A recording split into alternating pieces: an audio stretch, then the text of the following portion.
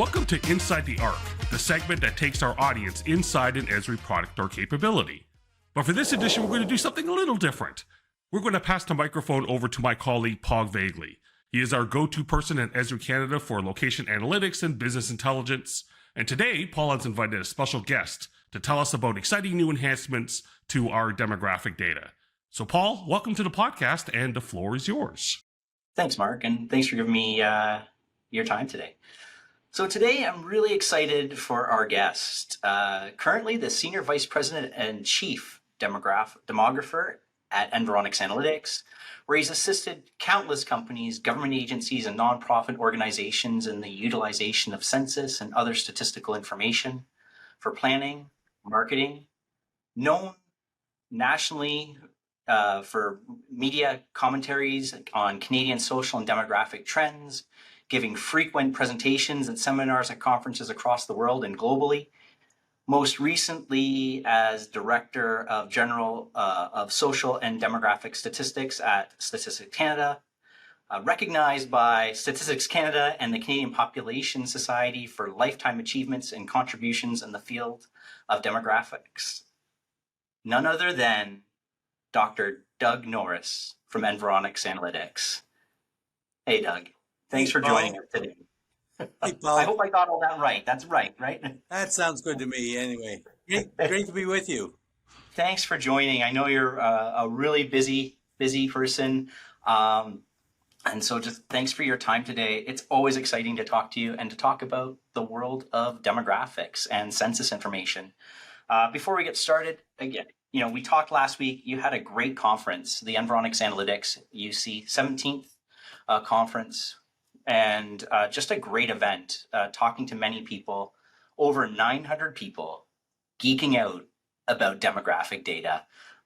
Just an awesome event, and it was a pleasure to be there. So any comments on the conference? I think it's great to see how various businesses, local governments, and others are using data, increasingly making use of it for their own purposes, planning purposes, targeting purposes, etc. So it's really great to see.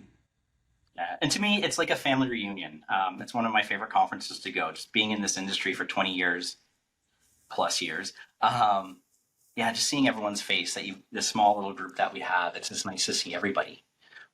But on to the exciting things. This is a big year for Environics Analytics. That happens every 5 years. And that's the census changeover, the demographics into the new estimates and projections. And this is a move from the 2016 to the 2021 census. So what do you think? What's happening there? Why does it take a couple of years and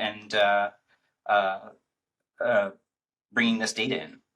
Well, for sure, as you mentioned, Paul, it is a big year for us. The 2021 census was only released last year, and it was released in 7 different waves. So we didn't really have all of the data in before the end of last year. And then we need to start working on it and incorporating it, treating it in various ways into our new products. And there's always many changes that happen from one census to another that we have to get up to speed on, look at what are the implications, changes in coding, changes in response rates, and many other things. So, you mentioned packs being released in these 7 packs. At what point do you look at going, okay, now we're going to build off the 2021 census and move away from the 16? 3 packs in, 5 packs in? Is it not like that? Is it, when you have enough data? When does Environics Analytics make that decision to do the changeover? Well, we have to wait until we have all the information in from the new 2021 census to make the changeover, and we actually did that last year. So our 2023 version of DemoStats, which is our detailed estimates and projections data, is now based on the 2021 geography and the 2021 grid, and incorporated much of the trends that we saw in the 21 data. Not all of it, because we didn't have it all in time. It takes a fair bit of lead time working on each year. We're now well into our work for the 2024 numbers. So there is a bit of a lead time necessarily, and we'll have most of it in for next year's version of DemoStats. So you made the comment of not all of the data has been carried over from the census release to 2021. So that would mean there's still data not released that would be off the 2016 grid.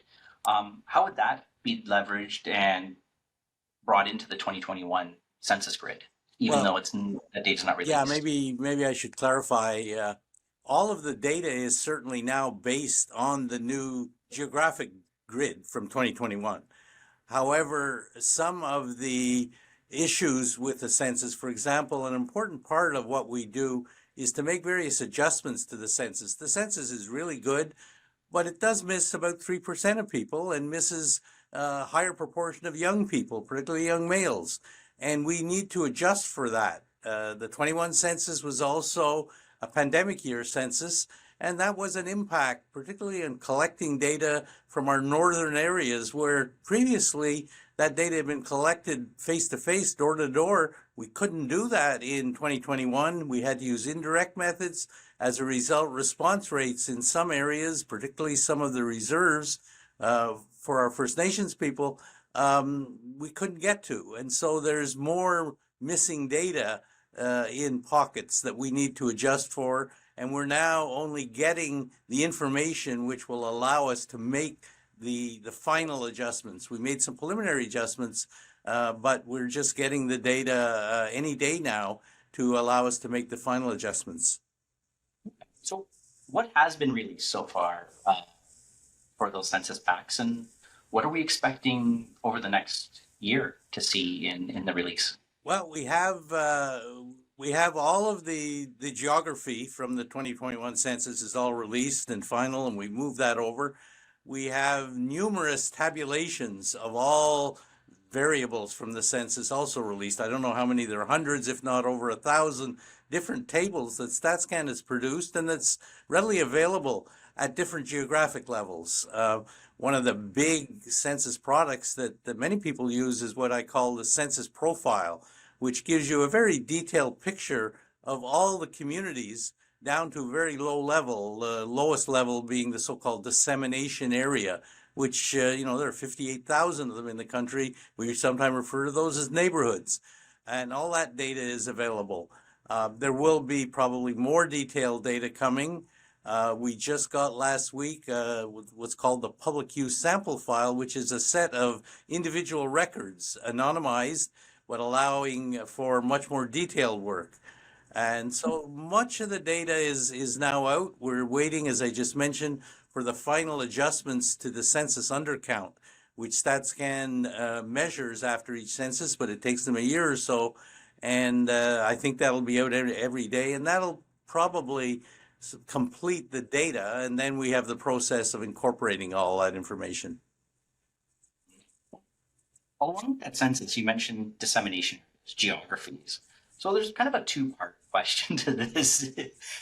What's new in the census first from a data collection or survey side? I found this year with the 21 census, went a little deeper with some of the questions, which was from a data geek side of things, really exciting. But then the other big part is the census grid changes too. I know one example would be the central metropolitan area in Nova Scotia. I think Halifax was one and East Hants was another. They merged to make one large CMA. What are the data changes, the survey changes, but what are some of the biggest changes from the geographic perspective too? Well, no, that's a good question. On the content side, one of the big additions to this census was a question on gender. We've always had a question on sex at birth. There was a second question added on gender, which allows us now to identify the transgender, non-binary populations. First time ever, we're the first country in the world to add that to our census. There was also a question that hasn't been asked for 50 years to identify veterans in the country and allow for the analysis of veterans. There were other additions to some of the indigenous groups, some of the language groups. I won't go into the details. And there were changes to some of the questions. The way the data was collected on ethnic origin changed dramatically, and that had a major effect on response patterns. So there are content changes. StatsCan does a really good job at putting out user manuals on each topic that one can delve into all of the changes. On the geography side, as you mentioned, there's always a change in the grid. New population areas spring out. They need to be classified. They need to be mapped, etc. And so, as I mentioned, the smallest area for data is the so-called dissemination area, about 58,000 of them across the country. That was an increase from 54,000. And many of those stay the same, but there are a number that get split or combined and changed, and that changes the grid. As you mentioned, census metropolitan areas. There were 5 new census metropolitan areas in the 2021 census. And there were also a number of areas where there were combinations of what was previously a smaller urban area on its own is now part of a larger area. We saw that around Ottawa. You mentioned Halifax. And around, I think, Windsor as well. So there are changes, and we need to be careful when we go back and compare last census with this census because there are geographic boundary changes. However, one of the areas that doesn't change and that allows for historical comparisons is the so-called census division level across the country.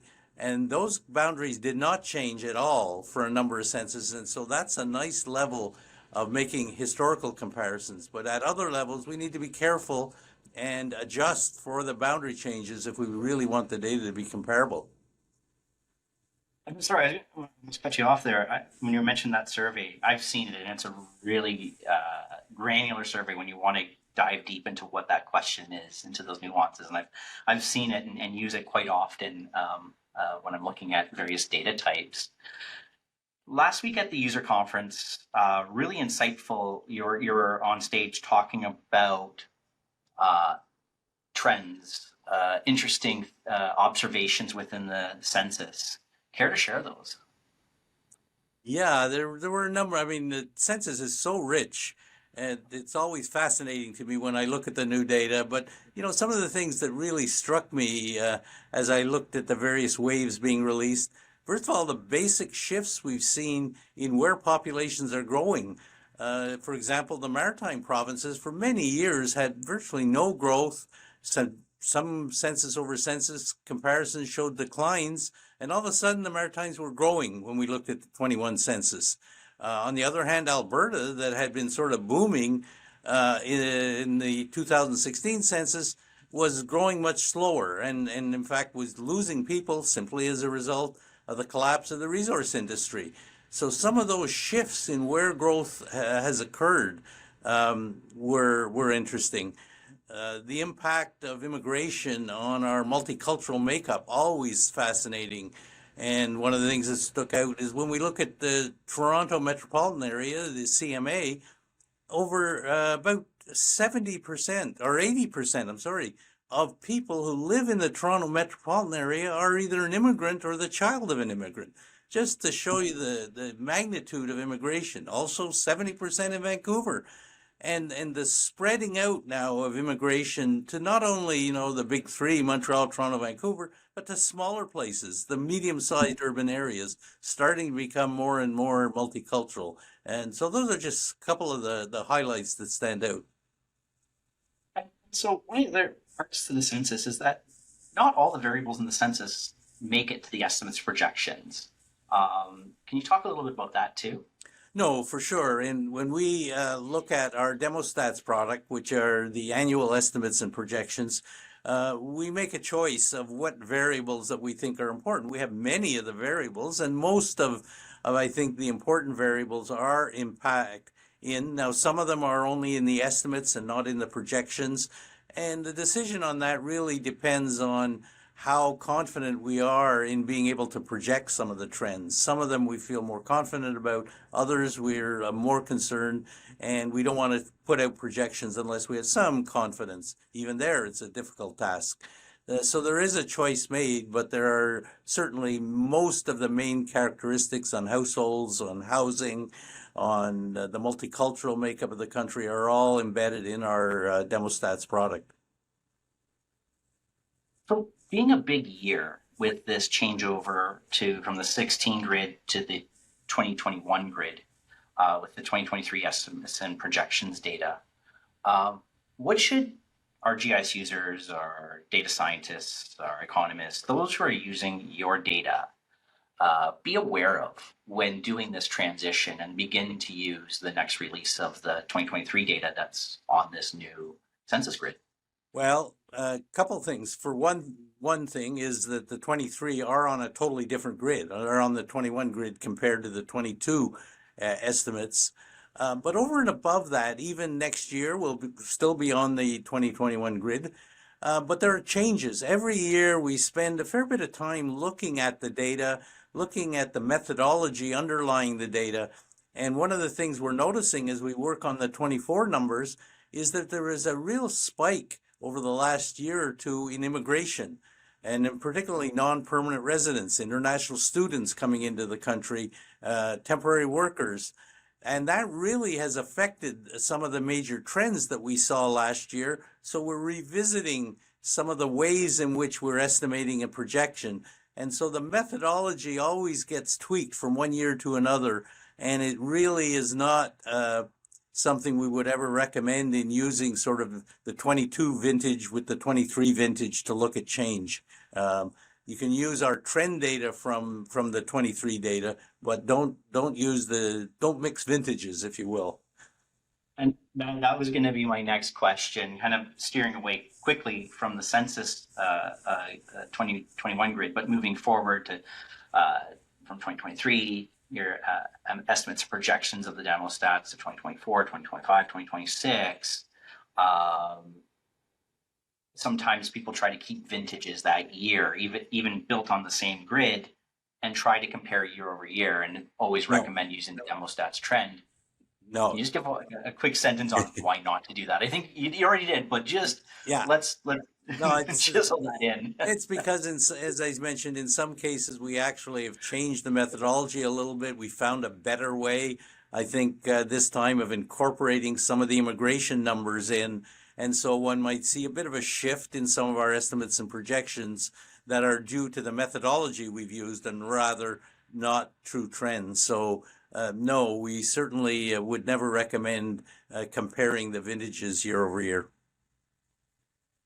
So I use the Environics Analytics data daily. I use your DemoStats, many others, data sources, which we can always talk about because it's really interesting and exciting stuff to leverage.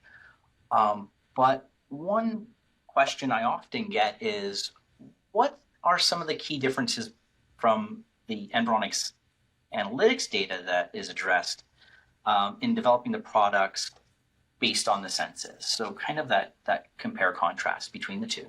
Well, a major difference, and probably the major difference, is that the DemoStats product adjusts the census for the overall 3% of the population that is missing in the census. And as I mentioned, that percentage varies widely by characteristic. So the DemoStats makes the adjustments. We use StatsCan data to do that. And so if you look at our DemoStats product, the population is higher than it is in the census, simply because we also do adjustments for areas that were missed in the census. I think there were 69 First Nations reserves that weren't enumerated in the census at all. We work to try and make estimates of the populations in various ways for those areas. So we basically complete the data, if you will, from the census, which has undercounts of some sort, despite the fact that it's extremely high quality. And that's probably the biggest difference between the two. It's a more complete and, in my view, a more accurate picture of the Canadian population. Well, Doug, I mean, this has been great, and I could talk your ear off the whole day. But I know you're busy, and this is only 10, 15 minutes. But I hope you are willing to come back and talk about some of the other solutions that Environics Analytics has, like new to Canada, mobile escapes, mover stats, tens of thousands of other variables out there. I hope you can come back and chat with us. Any final thoughts? No, I'd be happy to do that, Paul. I think it's fascinating how the census really paints a picture of us as a society. And we've only started to look at what's involved in that. As you mentioned, I presented some things at our user conference. I'm doing more work. This afternoon, I'm doing a presentation on big picture trends based somewhat on the census, some of our own data, to inform one of our clients about what it means to them as they plan sort of strategic advances over the next year. So fascinating data. Well, thank you so much, Doug, for joining us today. It's always a pleasure and insightful experience talking with you. I always learn new things, and it's always a lot of fun. And so thank you for joining us today, and definitely hope to have you back really soon to talk more about this really crazy, exciting world of data and demographics and all of that. And so I want to thank you, Dr. Doug Norris, Senior Vice President and Chief Demographer at Environics Analytics. And thank you for your time today, and I look forward to chatting with you again really soon. Thanks, Paul. It was great.